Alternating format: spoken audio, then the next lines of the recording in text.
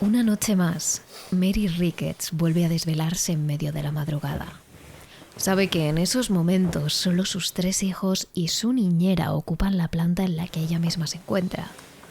Sin levantarse de la cama, sin darse la vuelta siquiera, Mary abre los ojos.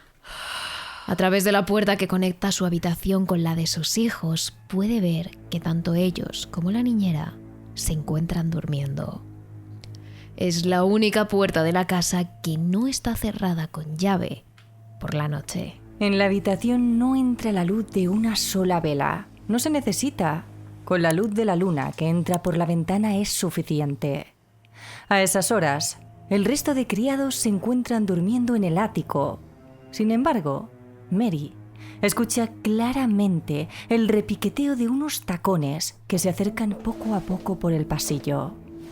Junto a ellos, el característico ruido que hace una falda larga y pesada, como de una seda muy rígida al moverse y al rozar el suelo, en su habitación, justo al lado de su cama.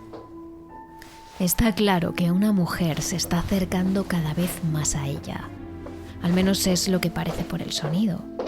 Sin embargo, Mary sabe muy bien que en su habitación no hay nadie. Es la última de la infinidad de noches en la que le pasa lo mismo. Aún así, no pierde la esperanza de encontrar la fuente del ruido. Todo lo rápido que puede, Mary se da la vuelta en la cama y abre los ojos para mirar al pasillo. Pero, como se temía, allí no hay nadie. Aún así, Mary enciende la vela que se encuentra en su mesilla de noche. Se echa un chal blanco por encima de su camisón y, sin siquiera preocuparse de ponerse el calzado, sale de la habitación para examinar el pasillo. De nuevo, allí no hay nadie. Sin embargo, un movimiento le llama la atención. La puerta de una de las habitaciones de la planta se abre muy poco a poco con un crujido. Una puerta que los criados habían cerrado con llave tal y como ella había podido comprobar antes de acostarse. Para su más absoluto asombro, tras ese ligero movimiento, la puerta comenzó a abrirse y cerrarse cada vez más rápido, hasta cerrarse de nuevo con un portazo. Este es tan solo uno de los eventos paranormales que ha sucedido en uno de los lugares más embrujados de todo el Reino Unido. Hoy, en Terrores Nocturnos, la mansión de Hinton Abner. Terrores Nocturnos, con Emma Entrena y Silvia Ortiz. Estamos al sur de Inglaterra, en el pueblo de Hinton Abner, en el condado costero de Hampshire. El lugar es de ensueño, no muy lejos del mar, con bucólicas colinas y verdes hierbas. Y aunque se tiene constancia de que este pequeño pueblo está habitado desde la época neolítica, realmente lo primero que sabemos sobre él es que en 1086 apenas tenía terreno para 8 casas y una iglesia. De hecho, los terrenos se vendían por tan solo unos cuantos cerdos. Fue en 1540 cuando se construyó la primera mansión de Hinton Abner en un estilo Tudor magnífico. Todos decían que aquella mansión era la más espectacular de todas, llegando a rivalizar con la de la realeza. Aunque no sabemos quién la construyó, sí que conocemos que durante siglos fue pasando de mano en mano y sufriendo grandes modificaciones. Cada noble o parlamentario que la compraba reformaba una cosa, cambiaba otra más, tiraba una parte, renovaba otra. La casa incluso llegó a quemarse y acabó adquiriendo un estilo completamente único y ecléptico. Aún así, todos los documentos destacan su grandeza. Cuentan que tenía varias plantas, con un ático completamente habilitado para el servicio, el mejor de toda la zona, que daba a uno de los jardines más bellos y cuidados. Tenía varios salones con chimenea, incluyendo uno principal y otro para recibir visitas de trabajo, varios dormitorios y habitaciones temáticas, como la llamada habitación amarilla, porque estaba pintada y decorada en este color, o la habitación de chintz, cuyo distintivo es que estaba decorada con un papel pintado de tela con flores al que se le llama chintz. Para no perdernos mucho en fechas y datos, Os diremos que para el año 1719, la mansión de Hinton Abner estaba en manos de la familia Stukeley. La hija mayor de la familia, Mary, se quedó viviendo allí a la muerte de sus padres, incluso cuando conoció a su marido, y quedaos con este nombre porque será importante, Edward Stawell. Para cuando ellos mueren, la casa ya tiene algo de mala fama. Se habla de apariciones fantasmales, de una maldición que impregna la mansión por los actos pecaminosos de sus dueños, de brujería. Sin embargo, esto no inquieta a los Ricketts, que en 1775 deciden comprar la grandiosa mansión. William Henry Ricketts, el marido, era un gran terrateniente de las Indias Occidentales con muchas propiedades en Jamaica. Mary Ricketts descendía de aristócratas, parlamentarios y de religiosos de mucho poder. Su hermano, además, era el por entonces famosísimo almirante Jervis. Es decir, Mary no es una mujer mayor, frágil, de salud débil, sin estudios ni educación. Todo lo contrario. Es una mujer fuerte, educada en el deporte, acostumbrada a la buena alimentación, que habla varios idiomas y que ha tenido los mejores tutores que la han enseñado música, literatura, filosofía u oratoria. Es una mujer cuerda, escéptica y sana. Detalles que destaca el reverendo Richard Braham, que estudiaría este caso. Esa señora era una mujer de notable vigor, tanto físico como mental. La sangre fría y el coraje con que la señora Ricketts soportó durante tanto tiempo los disturbios de la antigua residencia de Hampshire hablan sin duda de su buen sentido, y su capacidad física no puede ser menospreciada por el hecho de que conservó intactas sus facultades intelectuales hasta la avanzada edad de 91 años. Cabe mencionar que su segundo hijo, Edward Jervis, que sucedió a su hermana mayor como vizconde de St. Vincent, tenía 92 años cuando murió. Se dice que heredó el fino y poderoso intelecto de su madre. Así que el matrimonio se instaló en la casa sin un ápice de miedo junto a su hijo bebé y al menos... Se dice que los Ricketts notaron inmediatamente que algo iba mal. Ya la primera mañana en la que estuvieron en la casa, tras la mudanza, comenzaron a escuchar portazos en una de las habitaciones de la segunda planta, aunque por la noche los sonidos parecían intensificarse. Al principio, Mary Rickett trató de convencerse de que era la madera de la casa, que crujía cuando nadie caminaba por ella por su antigüedad. Pero con el paso de las noches, se dio cuenta de que aquello era imposible. Lo que escuchaba continuamente era el sonido de unos pasos, algunos claramente masculinos, pesados y seguros. Otros más femeninos con toda seguridad, ya que iban acompañados del repiquetear de unos tacones y del ruido de una falda pesada. Poco después de escuchar estos pasos, una de las puertas de la habitación, la de la llamada habitación amarilla, se abría y cerraba violentamente. Y eso era lo más extraño, pues, como era costumbre en las grandes casonas de la época, todas las puertas quedaban cerradas con llave antes del anochecer. Sin embargo, los Ricketts no pensaron en algo paranormal como primera opción. Preguntaron entre los criados si alguien tenía algunas llaves de repuesto o si se había levantado a altas horas de la noche por algo en concreto. Y aunque todos aseguraron que a esas horas estaban ya durmiendo en sus habitaciones, en el ático, William Rickett hizo llamar a un cerrajero para que cambiaran todas las cerraduras de la casa. Sin embargo, durante las siguientes semanas, los ruidos se agravan.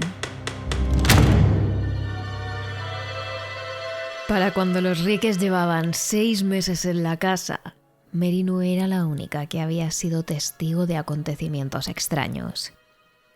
Elizabeth Bresford, la niñera encargada de cuidar al bebé de los Ricketts, se encontró con una situación absolutamente aterradora.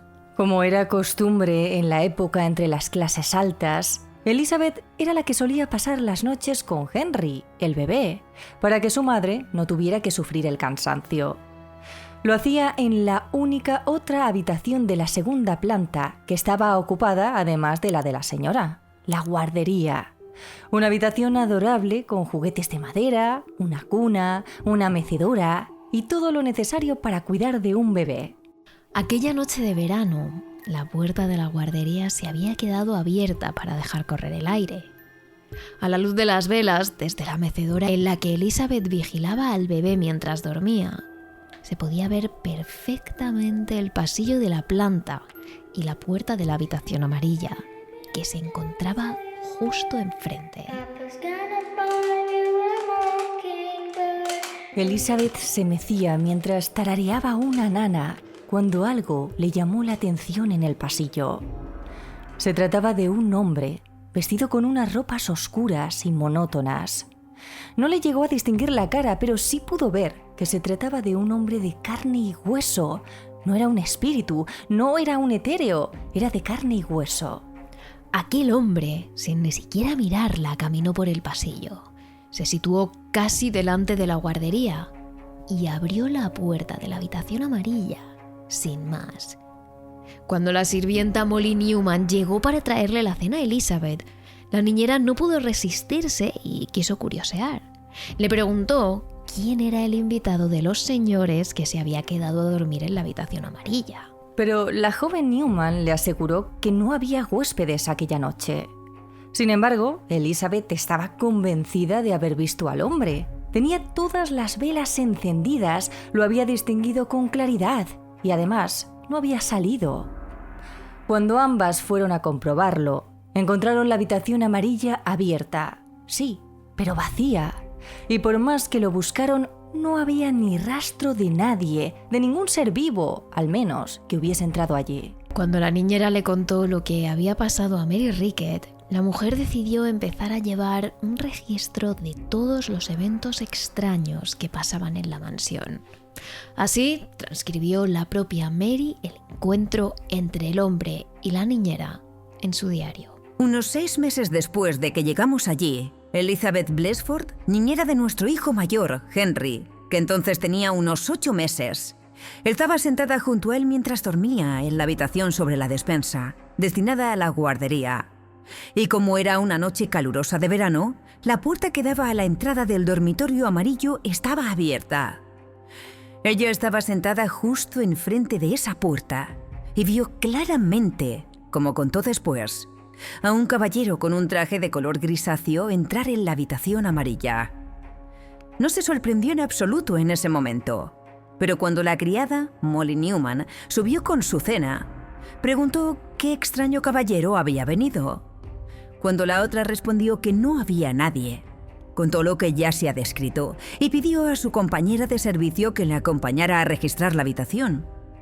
Eso lo hicieron de inmediato, sin que apareciera nada de lo que ella había visto. Estaba muy preocupada y perturbada, y estaba completamente segura de que no podía ser engañada de ninguna manera, ya que la luz era suficiente para distinguir cualquier objeto con claridad. Algún tiempo después me lo mencionaron. Lo consideré efecto del miedo o la superstición, a los que la clase baja de la gente es tan propensa. Y lo borré por completo de mi mente hasta que los últimos y asombrosos disturbios me trajeron a la memoria esta y otras circunstancias anteriores.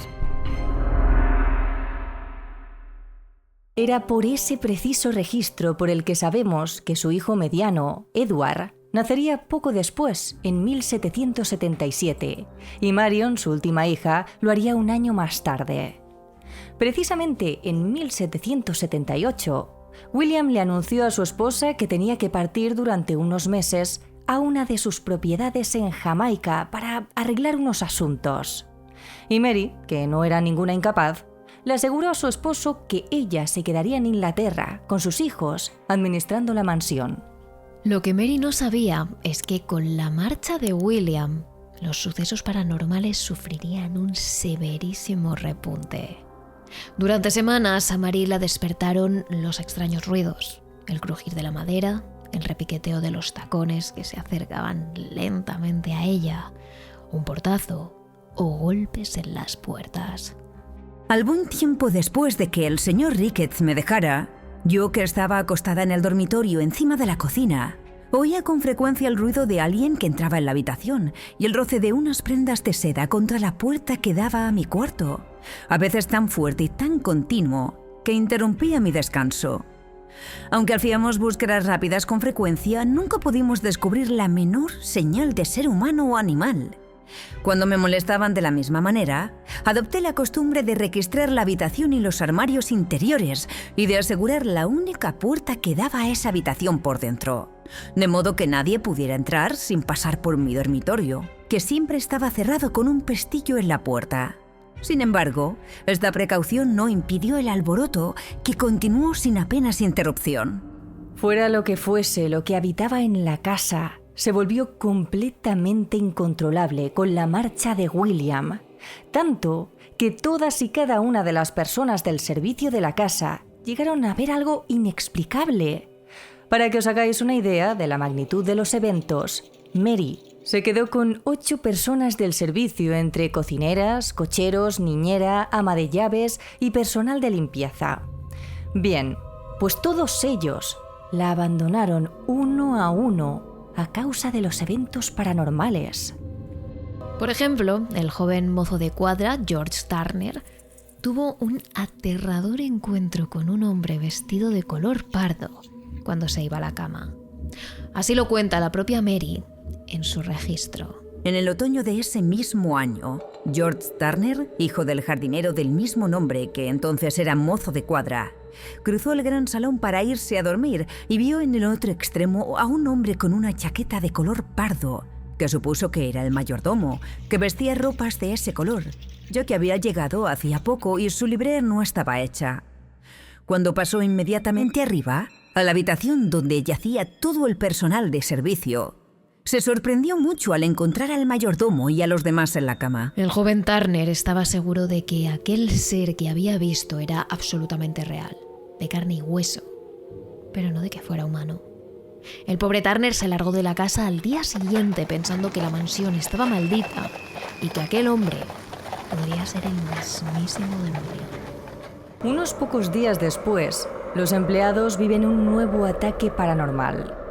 4 personas, 2 hombres y 2 mujeres del personal, están sentados animadamente en la mesa del comedor de servicio. Es pequeño, algo fresco, y tan solo conectado por un pasillo a las cocinas y al patio. Los 4 están allí, posiblemente quejándose de su jornada laboral, cuando ven a una mujer que les observa desde el pasillo. Por un momento se cuadran, pensando que es la señora. Pero esa mujer no pueden verle la cara del todo. Es como si estuviera borrosa, pero seguro que no es la señora. Es más alta y delgada que ella, más pálida, casi parece famélica. Sus dedos están huesudos, colocados sobre su vientre, encima de un vestido negro y pesado, muy pasado de moda, que casi parece de luto. Una energía oscura y negativa emana de esa forma. Los 2 hombres están a punto de levantarse de su asiento cuando la cocinera, que se encontraba lavando unas ollas en las cocinas, sale al pasillo quedándose justo por detrás de la figura de esa mujer. El espectro parece sentirlo de inmediato y, a una velocidad sobrehumana, echa a correr por el pasillo y sale por la puerta de enfrente, la del patio. Los 5 se miran sin saber qué hacer, sin saber qué ha sido eso, cuando un sirviente más entra precisamente por la puerta del patio. A la fuerza, tiene que haberse cruzado con la mujer, pero él asegura que no ha visto a nadie. La siguiente en encontrarse cara a cara con lo paranormal fue el ama de llaves de Hinton Abner. La mañana del 27 de febrero, cuando Elizabeth entró en mi habitación, le pregunté que qué tiempo hacía. Me respondió en un tono muy débil y le pregunté si estaba enferma. Dijo que estaba bien, pero que nunca en su vida había estado tan aterrorizada como durante la noche anterior, que había oído los más lúgubres gemidos y llantos alrededor de su cama durante la mayor parte de la noche, que se había levantado para buscar en la habitación y subir por la chimenea, y que, aunque había una luz de luna brillante, no había podido descubrir nada. No presté mucha atención a su relato, pero se me ocurrió que si alguien le decía que era la habitación que antes ocupaba la señora Parfitt, la antigua ama de llaves, tendría miedo de volver a acostarse allí. La señora Parfitt, que había muerto unos días antes en Climston, fue llevada y enterrada en el cementerio de Hinton la tarde de la noche en la que se produjo este disturbio. Una noche, sin embargo, Servicio y señora son testigos del mismo evento paranormal. Era ya una noche de invierno, a eso de la 1 de la madrugada, cuando Mary, en medio del sueño intranquilo que la acompañaba por aquel entonces, se levantó con el ruido habitual de los pasos de 2 personas. Un hombre que arrastraba los pies y una mujer que llevaba tacones. Ambos recorriendo el pasillo de la 2ª planta hasta llegar a la puerta de su habitación.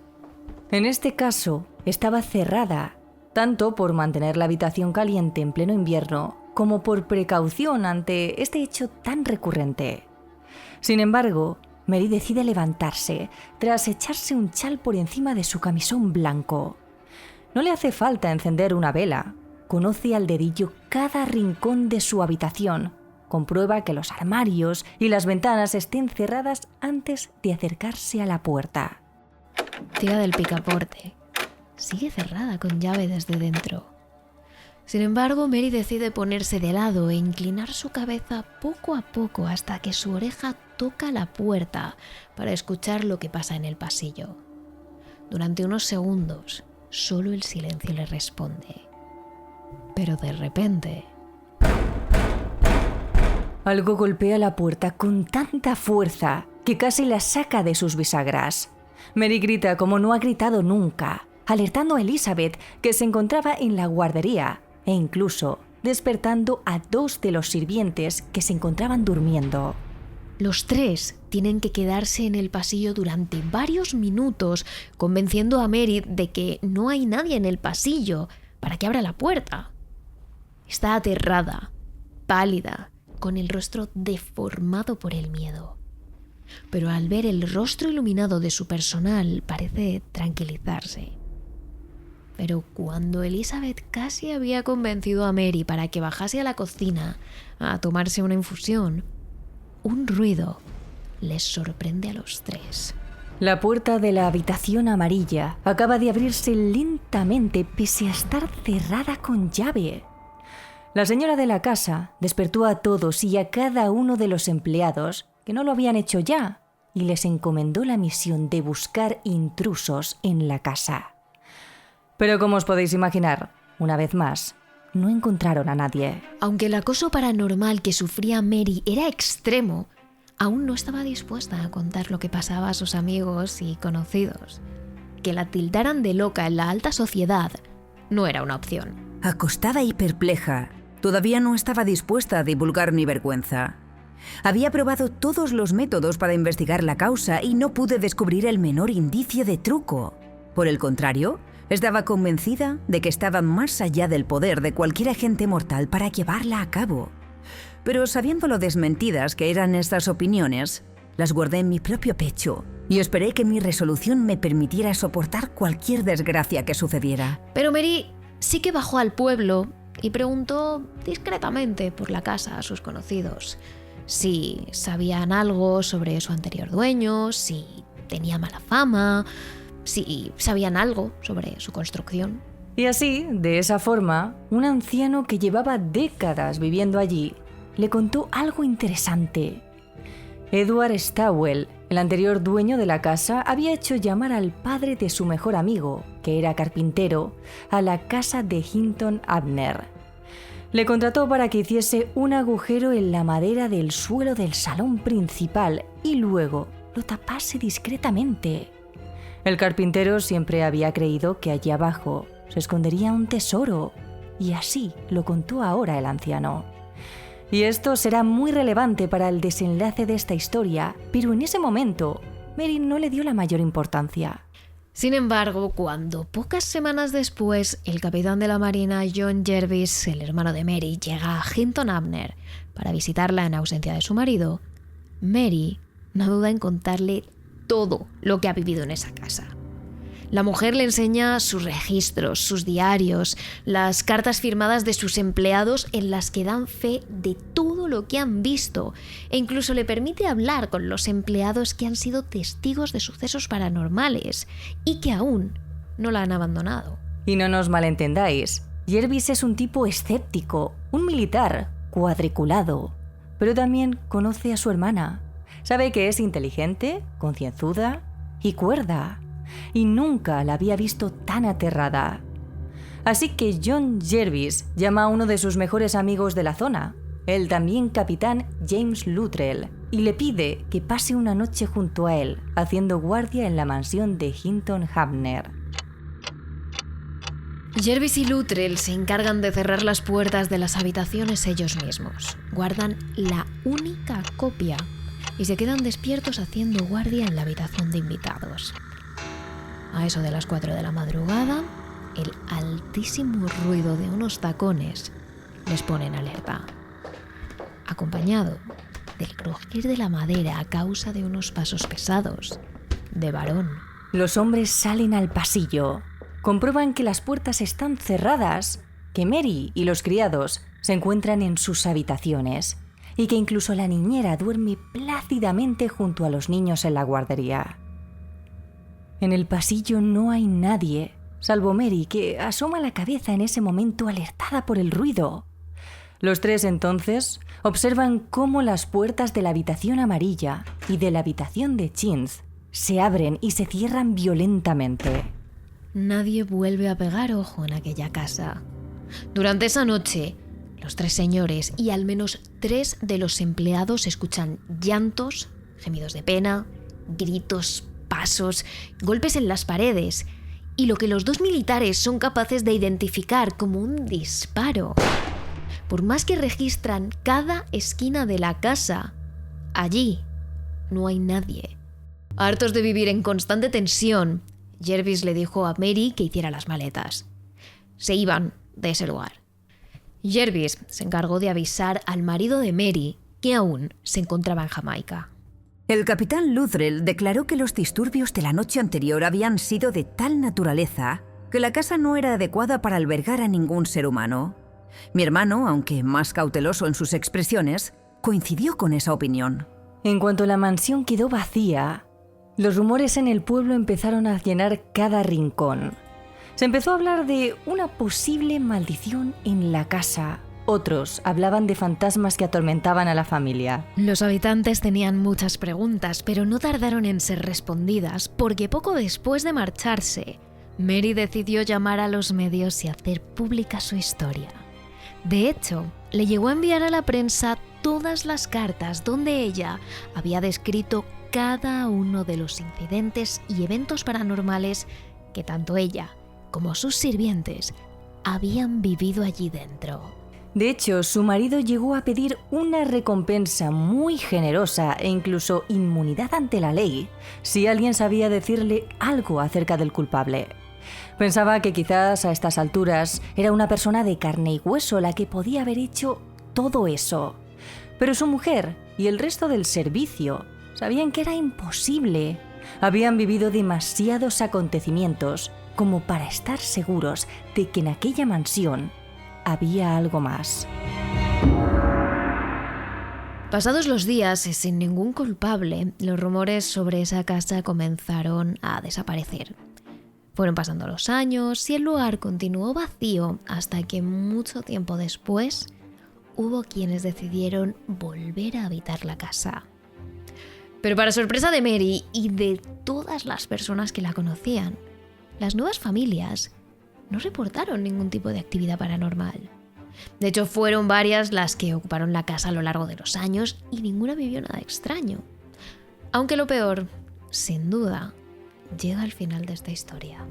Cuando uno de los últimos dueños adquirió la casa, decidió remodelarla por completo, tanto que empezó tirando toda la estructura para construir allí un lugar mucho más moderno y más acorde a su gusto.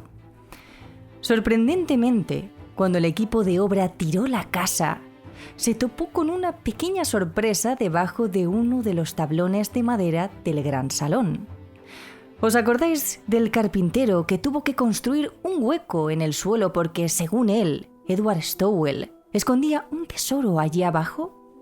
Bien, pues realmente lo que encontraron fueron huesos, concretamente un cráneo pequeño que se correspondía con la cabeza de un bebé. Y lo cierto es que si nos remontamos a 1719, año en el que Edward se casa con Mary, es importante tener en cuenta lo que ocurre después, una vez fallece Mary. Al parecer, Honoria, la hermana mayor de Mary, se muda a vivir con Edward Stowell a la mansión. Es entonces cuando los aldeanos comienzan a rumorear que quizá entre ellos ha ocurrido algo. Incluso se habla de una niña que pudieron llegar a tener juntos. Pero los rumores se disiparon cuando, tras la muerte de ambos, en el año 75 y 76, nadie supo nada sobre esa supuesta hija. Y es aquí cuando nosotras os preguntamos, ¿podría corresponder ese cráneo a la cabeza de un bebé que tuvieron Honoria y Edward Stowell? Aunque está claro que nunca lo sabremos con certeza, porque el secreto se lo llevaron a la tumba. Pero lo curioso es que, a partir de ese acontecimiento, fue cuando dentro de aquella gran casa comenzaron a ocurrir eventos extraños. De hecho, mientras los sirvientes tuvieron que hacerse cargo del mantenimiento de la residencia, una vez los dueños fallecieron, fue cuando uno de ellos dijo haber visto al señor Stowell caminando por la casa. Algo completamente imposible, porque estaba muerto. Aunque hay quien dice que su espíritu y el de Honoria fueron los que atormentaron a los posteriores inquilinos.